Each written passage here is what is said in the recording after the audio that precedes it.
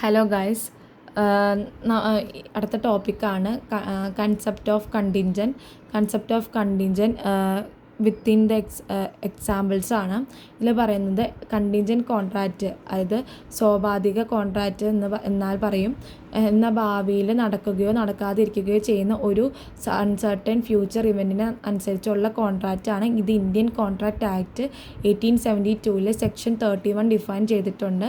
സിമ്പിളായി പറഞ്ഞാൽ ഫ്യൂച്ചറിൽ ഒരു അൺസർട്ടൻ ഇവൻറ്റ് നടന്നാൽ അല്ലെങ്കിൽ നടക്കാതിരുന്നാൽ മാത്രം കോൺട്രാക്റ്റ് പെർഫോം ചെയ്യും. ഈ മീനിങ് ഓഫ് കണ്ടിൻജൻറ്റ് കോൺട്രാക്റ്റ് എന്താണെന്ന് വെച്ച് കഴിഞ്ഞാൽ, കണ്ടിൻജൻറ്റ് കോൺട്രാക്റ്റിലെ പാർട്ടീസിൻ്റെ റൈറ്റ്സും ഒബ്ലിഗേഷൻസും ഫ്യൂച്ചർ അൺസർട്ടൻ ഇവൻറ്റ് നടക്കുന്നതിനെയോ നടക്കാതിരിക്കുന്നതിനെയോ ആശ്രയിച്ചിരിക്കും. കണ്ടീഷൻസ് ഫുൾഫിൽ ആയാൽ മാത്രം കോൺട്രാക്റ്റ് എൻഫോഴ്സ് ചെയ്യാൻ പറ്റുള്ളൂ. അടുത്താണ്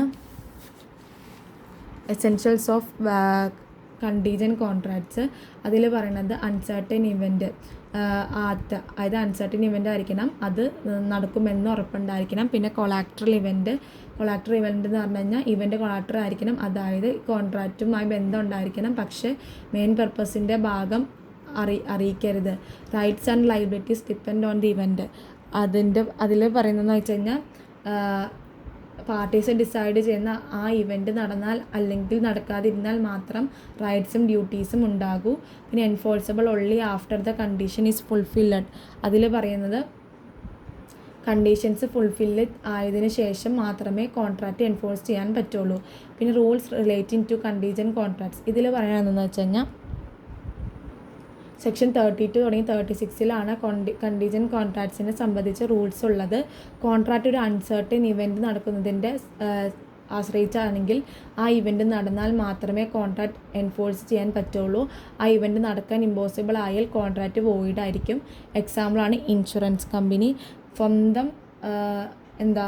ഇൻഷുറൻസ് കമ്പനി പറയുന്നത് വീട് തീ പിടിച്ചാൽ നിങ്ങൾ കോമ്പൻസേഷൻ തരാം, തീ പിടിച്ചില്ലെങ്കിൽ കമ്പനിക്ക് പൈസ കൊടുക്കാൻ ആവശ്യമില്ല എന്നാണ് പറയുന്നത്. ഇത് കണ്ടീജൻറ്റ് കോൺട്രാക്റ്റ് ആണ്. അടുത്താണ് ഷിപ്പ് എക്സാമ്പിൾ. അതിൽ പറയുന്നത് ഒരാൾ പറയുന്നു ഷിപ്പ് സേഫായി പോർട്ടിലെത്തിയാൽ ഞാൻ പൈസ തരാം, ഷിപ്പ് സേഫായി എത്തിയാൽ മാത്രമേ പൈസ കൊടുക്കുള്ളൂ. ഇത് പേയ്മെൻറ്റ് അതാണ് അതിൻ്റെ ഉദാഹരണം. പിന്നെ പറയുന്നതാണ് ബാങ്ക് ലോൺ എക്സാമ്പിൾ. എക്സാമ്പിളിൽ പറയുന്നത് ബാങ്ക് ലോൺ സാങ്ഷൻ ആയാൽ മാത്രം ഞാൻ വീട് വാങ്ങും, ലോൺ സാങ്ഷൻ ആയില്ലേ മാത്രം കോൺട്രാക്റ്റ് എൻഫോഴ്സ് ചെയ്യുള്ളൂ. ഇതിൽ കൺക്ലൂഡ് ചെയ്ത് പറയുകയാണെങ്കിൽ കണ്ടീജൻറ്റ് കോൺട്രാക്റ്റ് എന്നാൽ ഫ്യൂച്ചറിൽ നടക്കുകയോ നടക്കാതിരിക്കുകയോ ചെയ്യുന്ന ഒരു അൺസർട്ടൻ ഇവൻ്റ് ആണ്.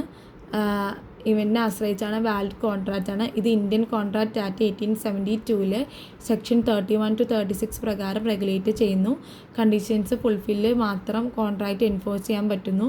സെക്ഷൻ 31 കണ്ടീജൻറ്റ് കോൺട്രാക്ട്സ് ഡിഫൈൻ ചെയ്യുന്നു. Section 38 to 36 contingent contracts rules relate ചെയ്യുന്നു. Future uncertain event, collateral event, condition fulfil, contract enforceable, event impossible, contract void. ഇതിൻ്റെയൊക്കെ examples insurance, ship, bank loan, ഇതൊക്കെയാണ്. ഇത്രയുള്ളൂ ഗൈസ്. Thank you.